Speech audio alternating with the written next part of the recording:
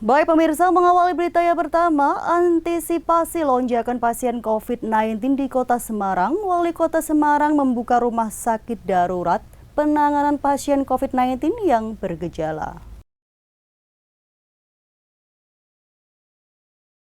Langkah darurat mulai dilakukan pemerintah Kota Semarang untuk membuka pelayanan warga yang membutuhkan penanganan kesehatan terkait melonjaknya COVID-19 di Kota Semarang. Untuk memberikan pelayanan kesehatan, Wali Kota Semarang membuka rumah sakit darurat penanganan COVID dengan menyediakan 106 tempat tidur dan 12 ruang ICU. Selain membuka rumah sakit darurat yang siap digunakan, pemerintah Kota Semarang juga kembali membuka ruang pelayanan kesehatan untuk pasien yang tidak bergejala di 3 tempat dengan kapasitas 500 tempat tidur. Namun, langkah yang dilakukan pemerintah Kota Semarang harus diimbangi oleh rumah sakit swasta agar ikut membuka 30% tempat tidur perawatan untuk penanganan pasien COVID.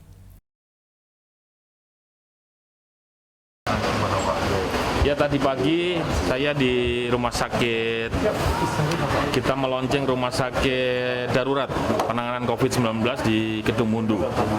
Ada 106 tempat tidur dan 12 ICU yang siap digunakan untuk masyarakat menderita COVID. Tapi karena darurat ini manajemen penempatan pasiennya diserahkan sepenuhnya kepada Kepala Dinas Kesehatan dalam hal ini Pak Akam.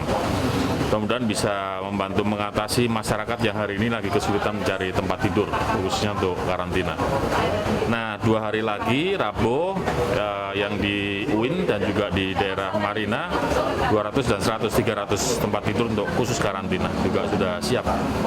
Jadi artinya melengkapi total tambahan tempat tidur sekitar 500 selama minggu kemarin dan hari ini, yang kami berharap bisa untuk membantu mengatasi persoalan hari ini, yaitu kekurangan tempat tidur bagi penderita COVID.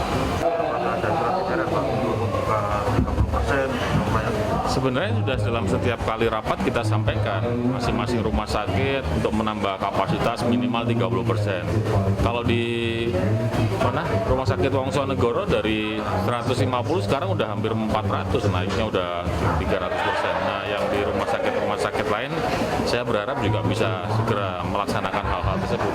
Begitu kekurangan, langsung coba cari alternatif untuk menambah tempat tidur. Ya. Sementara itu, Kepala Dinas Kesehatan Kota Semarang mengaku upaya penambahan ruang isolasi baik yang bergejala maupun yang tidak bergejala diusahakan minggu depan sudah mulai bisa difungsikan. Dengan adanya penambahan ruang isolasi, pihaknya juga menempatkan relawan tenaga kesehatan di 5 tempat isolasi yang dibuka oleh pemerintah Kota Semarang. Dalam manusia itu juga bertahan itu mereka terus lakukan.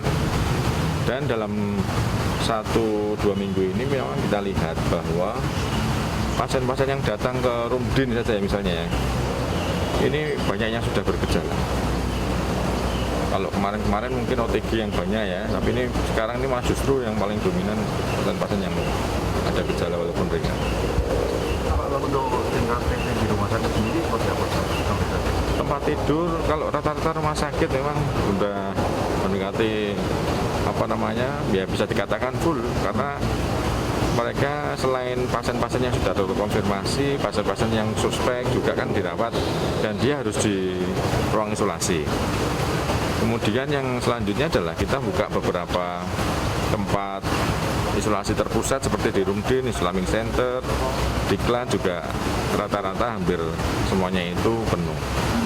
Kalau misalnya tidak penuh, kadang-kadang yang dibutuhkan perempuan, ternyata bednya yang kosong laki-laki. Makanya yang kelihatan di situ ada 92% atau 93%.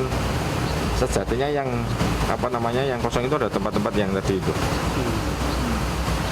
Untuk rumah sakit yang oksigen gimana? Oksigen alhamdulillah Sampai saat ini. ya, kemarin dari diskusi kita sama teman-teman dari Dinas Kesehatan Kabupaten Kota Sejateng termasuk sama Pak Kadinkes, kalau produksinya insya Allah ada beberapa beberapa penyedia itu menyampaikan stoknya aman, hanya pendistribusiannya ini yang tadinya dibutuhkan satu rumah sakit misalnya 2 ton jadi 6 ton, jadi dia harus bisa bagi. Jadi armadanya mereka ini yang harus ditambah gitu. Pak, kalau soal ICU yang ada beberapa rumah sakit yang menolak itu. Apa ICU. Nah, memang biasa ya, artinya kalau kasus banyak otomatis teman-teman nakes ini kan banyak yang terpapar, kelelahan teman-teman itu sebetulnya. Walaupun kategorinya mereka sudah dilakukan vaksinasi, tapi kalau dia kecapean, ya kerjanya terlalu diforsir, ya pasti akan terpapar juga. Ada relawan, Pak? Kalau relawan pasti kita tambah lah. Kita membuka beberapa pusat karantina, itu juga relawan semuanya. Dokter, perawat, bidan, semuanya kita buka untuk relawan-relawan tersebut. Berapa Pak kebutuhannya untuk relawan Kota Semarang? Ya paling tidak kalau di rumah dinas itu misalnya ada 200 tempat tidur, itu ada 25 orang. Untuk lainnya? Lainnya sama, kalau kalau misalnya di Rumdin ya berarti separuhnya Mas, 12, 14. Nanti di rumah dinas mana itu, di UIN 200, itu juga sama. Di Islamik juga sama, sekitar 10-12an. Monolopo mungkin yang dipunyanya teman-teman dari Muhammadiyah juga nanti sekitar 12an. Marina minggu depan juga mudah-mudahan bisa kita sudah bisa kita lakukan. Pak, untuk yang Marina sama yang di UIN berarti untuk seperti yang OTG gitu atau gimana? Betul. Kalau yang di rumah sakit darurat yang baru dibuka? Ya, yang rumah sakit darurat yang ada gejala ringan ke sedang lah. Tapi jangan yang berat, karena memang sebetulnya ICU juga sudah ready 12, cuman perlu kita, maksudnya dalam 2-3 hari ini untuk oksigen yang dibutuhkan kan oksigen yang sentral ya, karena kalau sudah masuk ICU kebutuhan oksigen itu pasti akan banyak. Sekali main mungkin bisa 60 liter per menit dan lain sebagainya. Ada 12 kamar, 6 ventilator.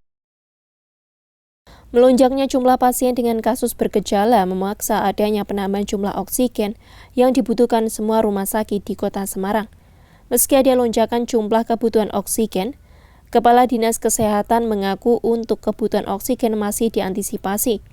Namun adanya distribusi yang tidak maksimal membuat pembagian oksigen di setiap rumah sakit tidak bisa merata. Heri Riana, Simpang 5 TV, melaporkan.